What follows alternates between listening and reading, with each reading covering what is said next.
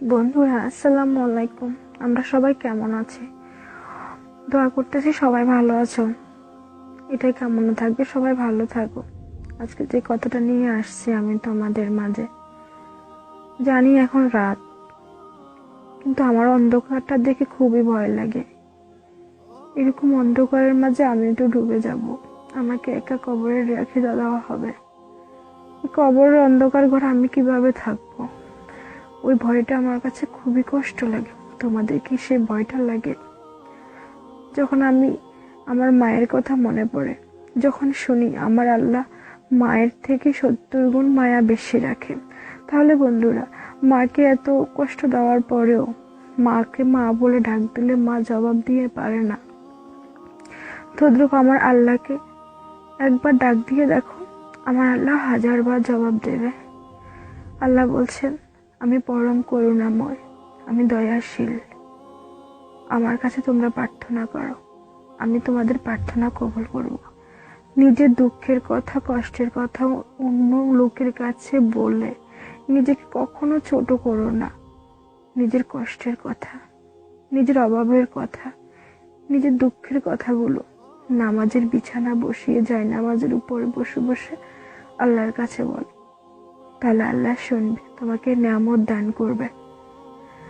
আমি পেয়েছি সেই নিয়ামত, আমি নিজের স্মরণ সাক্ষী। আমি আল্লাহকে বলতাম আমার কষ্টের কথা, আমার দুঃখের কথা। আল্লাহ আমার দুঃখ শুনেছে, আমার কষ্ট শুনেছে। বন্ধুরা, তোমরাও করো, 5 ওয়াক্ত নামাজ পড়ো, আল্লাহকে স্মরণ করো। আমরা কিসের মালিক জানো?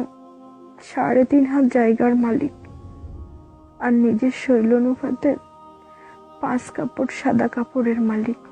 আর গোসল, আমাদেরকে বড়ই পাতার গরম জল দিয়ে গোসল করানো হবে। এটাই হচ্ছে আমাদের জীবন, আমাকে বিদায় দিতে হবে। তখন আমার ছেলেমেয়েরা বলবে, আমার আত্মীয় স্বজনেরা বলবে, সবাই বলবে দেরি হয়ে যাচ্ছে, তাড়াতাড়ি দাফন দাও। আল্লাহ বলে, তোকে আমি রাখবো কি? তোর আত্মীয় স্বজনেরা তো তোকে উপরে রাখতে যাচ্ছে না।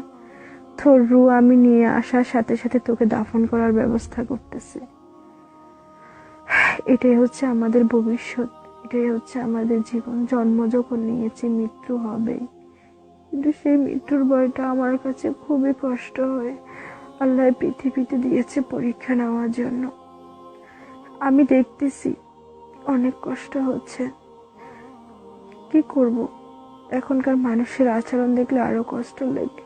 একটা বাড়ি করতে গেলে চাঁদা লাগে, মানুষের একটু টাকা হলে চাঁদা লাগে, একজনের মেয়ে বিয়ে দিতে গেলে চাঁদা লাগে। এটাই হচ্ছে জীবন। আল্লাহ সবাইকে হেদায়েত করুক। আসসালামু আলাইকুম রাহমাতুল্লাহি ওয়া বারাকাতুহু।